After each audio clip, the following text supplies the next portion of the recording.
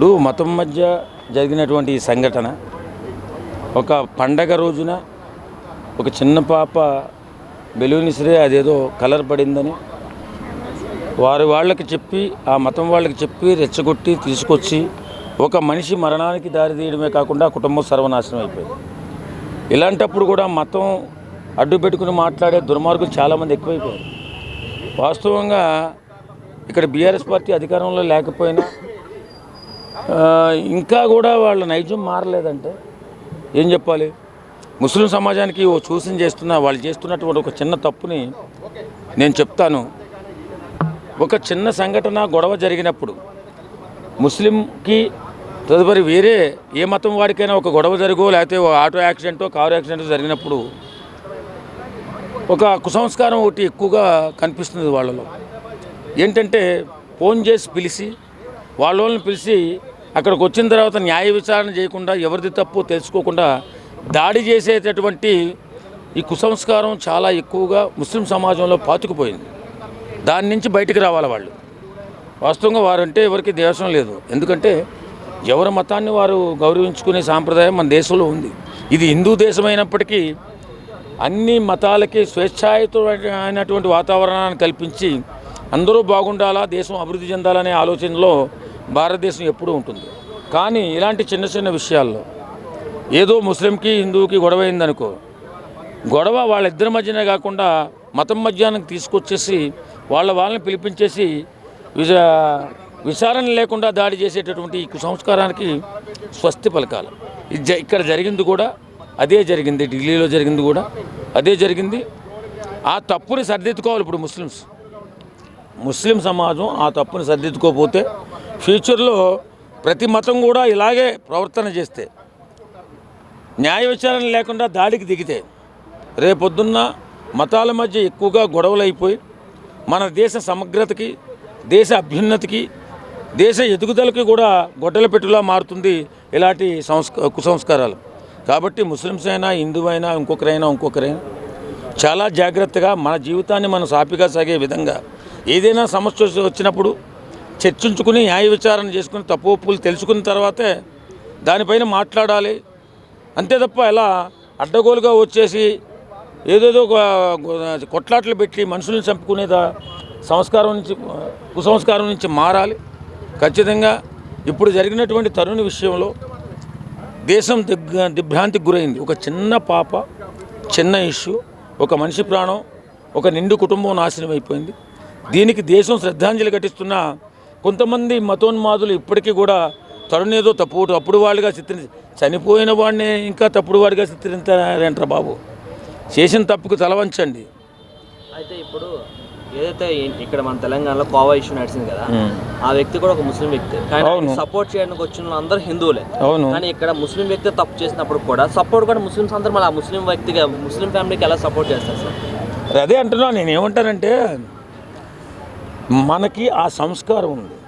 ఎందుకంటే మనం కూడా ఇక్కడ కృష్ణకాంత్ పార్క్ కాడ మాట్లాడినప్పుడు పేదవాళ్ళ పట్ల, పేదవారు చేసుకునేటటువంటి వ్యాపారాల పట్ల కులం మతం చూడకూడదని మనం కూడా చెప్పాం. ఖచ్చితంగా అదే పాటించాలి. మన దేశం సుసంపన్నంగా ఉండాలన్నా, ఐక్యంగా ఉండాలన్నా అన్ని మతాలు, అన్ని కులాలు జాగ్రత్తగా ఎలాంటి ఇష్యూస్ లేకుండా జాగ్రత్తగా బతకగలిగితే దేశం అభివృద్ధి చెందుతుంది.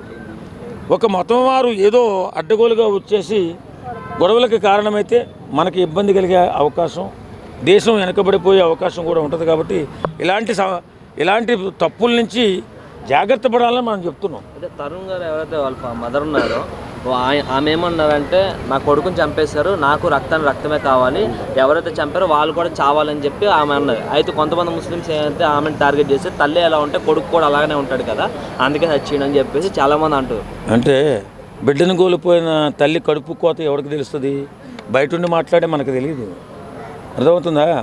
ఏవేవో మాట్లాడుతున్నారు. ఇప్పుడు ఏదేమైనా మనకు తెలియని సంస్కారం కాదు.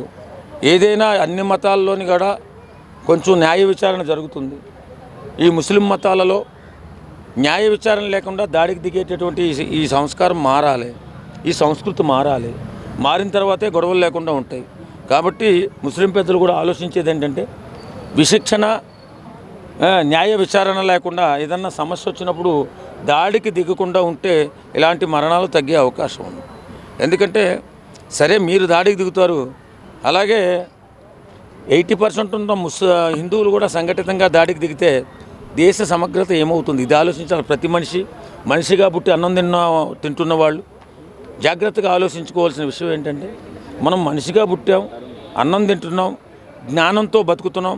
ఆ జ్ఞానాన్ని దేశ సమగ్రతకి, దేశ అభివృద్ధికి ఉపయోగించాలి తప్ప చిన్న చిన్న గొడవలకి గందరగోళాలు చేసి ప్రాణాలు తీసుకుంటే దేశం ఇబ్బందుల్లో పడే అవకాశం ఉంది. అంటే చాలామంది ముస్లిమ్స్ ఇప్పటిదాకా దేశం మాది కాదన్నట్టు ప్రవర్తిస్తున్నారు. ఎందుకంటే నిన్న ఒక వీడియో పాకిస్తాన్ నుంచి ఒక ఆయన అయితే వీడియో అప్లోడ్ చేసిండు. ఏమంటే తొందరలోనే గొడవ స్టార్ట్ అవుతుంది, ఒక పెద్ద గొడవ, దానికి ముస్లిమ్స్ అందరూ రెడీగా ఉండాలని చెప్తా అంటే అందులో కింద కామెంట్ చూస్తే వీడియో మనకు సంబంధించింది కాదు పాకిస్తాన్కి, కానీ కింద కామెంట్లో మాత్రం ఉండే వాళ్ళందరూ ఇండియన్ ముస్లిమ్సే. అంటే ఆ గొడవకి ఆ కంట్రీకి మనకు సంబంధం లేదు కదా, వాళ్ళెందుకు అంటే మన ఇండియాలో ఉన్న ముస్లిమ్స్ ఎందుకు ఎక్కువ రియాక్ట్ అవుతారు? ఆ భావజాలం నుంచి బయటపడాలి ముస్లిమ్స్ ఫస్ట్. ఇది మనది అనే భావజాలం రావాలి. ఇప్పుడు మనం చాలా కామెంట్లో చూస్తున్నాం, ఈ మధ్యకాలంలో ముస్లిమ్స్ ఇతర దేశాల్లో ఉన్నటువంటి ముస్లిం సమాజానికి, ఆ మతానికి సంబంధించిన వ్యక్తులకి సపోర్ట్ చేయడం ఎక్కువగా జరుగుతుంది. ఇది మనది అనే భావం లేదు. ఎందుకంటే నిజంగా దేశం విడిపోయిన తర్వాత ముస్లిం దేశాలు విడిపోయినాయి, హిందూ దేశం విడిపోయిన తర్వాత హిందువులు ఏం కోరుకున్నారంటే, ఇక్కడ మనిషి ముఖ్యం, మతం ముఖ్యం కాదు అని కోరుకున్న చేతే ప్రతి ఒక్కరు కూడా అన్ని మతాలు ఇక్కడ ఉండొచ్చు, అన్ని మతాలకి సమానమైనటువంటి హక్కులు ఉంటాయనేటటువంటి ఆర్డర్ పాస్ చేసి ఇక్కడ అందరినీ కూడా ఉంచడానికి అవకాశం కల్పించారు. ఇది హిందువులు చేసినటువంటి గొప్ప త్యాగం వాస్తవంగా చెప్పాలంటే. అప్పట్లోనే ఎవరికి వాళ్ళు వెళ్ళిపోవాలి, ఈ దేశంలో ముస్లిమ్స్ ఉండకూడదు, ఈ దేశంలో క్రిస్టియన్స్ ఉండకూడదు అని చెప్పి హిందువులు కూడా అనుకుంటే వీళ్ళెవరు ఉండేవాళ్ళు కాదు. కానీ హిందూ భావజాలం అలాంటిది కాదు. అందరం కలిసి ఉండాలి, అందరం మన మనుషులమే కదా, మానవత్వంతో బతకాలి, అందరం అభివృద్ధి చెందాలని సెక్యులర్ దేశంగా మార్చారు. కానీ ఇప్పుడు కొంతమంది ఏం చేస్తున్నారంటే, ఇది హిందూ దేశం అనేటటువంటి భావజాలంలోనే ఇప్పటికీ అద్దె కొంపలాగా భావించి మాట్లాడుతున్నారు. కాదురా బాబు, ఇది మన సొంత కొంపే. జాగ్రత్తగా మాట్లాడి దేశానికి ఉపయోగపడేటటువంటి కార్యక్రమాలు చేయండి. ముస్లిమ్స్ ఏ కొద్ది మందో, చాలామంది దేశం పట్ల చాలా అభిమానంతో ఉంటారు. అబ్దుల్ కలాం కంటే గొప్పవాళ్ళు ఏం కాదు కదా. అంటే ఆయన రెస్పెక్ట్ చేయరు కదా, చేయరంటే కుసంస్కారాలు మనం ఏం చెప్తాం. ఇప్పుడు అబ్దుల్ కలాం మహానుభావులు చాలామంది ఉన్నారు, నాకు చాలా పేర్లు తెలియవు. అంటే ఇప్పుడు అబ్దుల్ కలాం గారి కోసం ఏ రోజు కూడా ఒక క్యాండిల్ పట్టుకుని రోడ్డు మీద నిరసనలు దిగలేదు, ఏ రోజు ఆయన కోసం మాట్లాడలేదు. అలాంటి వాళ్ళు ఇప్పుడు ఇరాన్లో ఎవరో కమ్యూనిటీ చనిపోతే ఆయన కోసం అని చెప్పి అంటే ఒక కంట్రీని మొత్తాన్ని నాశనం చేద్దామని చూసే అలాంటి ఆయన కోసం నిరసన చేయడం ఎంతవరకు కరెక్ట్ సార్? ఇప్పుడు మానవత్వంతో పెరిగినటువంటి మనిషి అబ్దుల్ కలాం గారు. ఆయన మన దేశం బాగుండాలి, మన దేశంలో నివసిస్తున్నటువంటి ప్రతి ఒక్కరూ కూడా ఆనందంగా ఉండాలని చెప్పి ఆయన జీవితం మొత్తం కూడా దేశం కోసం త్యాగం చేసిన మహానుభావుడు. ఆ మహానుభావుడు పేరు ఎవరు చెప్పుకుంటే ఏంటి, ఎవరు చెప్పుకోకపోతే ఏంటి. ఈవేళ దేశం గర్వంగా చెప్పుకుంటుంది మావాడు అబ్దుల్ కలాం అని. నా దేశం గొప్పగా చెప్పుకుంటుంది మావాడు అబ్దుల్ కలాం అని. అంత గొప్ప పేరుని మన దేశ భద్రతను కాపాడినటువంటి మహానుభావుడు అబ్దుల్ కలాం గారు. అంటే మన ఆపరేషన్ సింధూర్లో కూడా సోఫియా మేడం, ఎవరైతే సోఫియా ఖురేషి ఇండియన్ ఆర్మీ లోపల, అదే మొన్న ఏదో ఆపరేషన్ సింధూర్ లోపల ఆమె లీడ్ చేసింది. ఆమె కూడా మొన్న దీనిపైన రియాక్ట్ అయ్యారు. ఎవరైతే ప్రొటెస్టులు చేస్తారో ఒక్క ఛాన్స్ ఇవ్వండి, నేను మొత్తం అందరం లేపుతా అని చెప్పి దానికోసం ఇప్పుడు మన దేశం ఎప్పుడూ కూడా ఒక దేశంపై యుద్ధం చేయడం అనేటటువంటి జరగలేదు.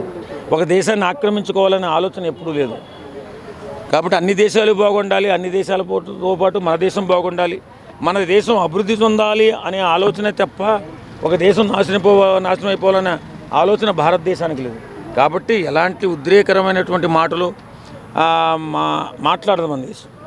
నేనేమంటానంటే ఇవాళకైనా ప్రతి ఒక్కరూ కూడా సామరస్యంగా ఆలోచించి ఇది మన దేశం అని చెప్పి ప్రగతిలో ముందుకెళ్ళాలి తప్ప ఎలాంటి చిన్న గొడవలు పెట్టుకోకూడదు.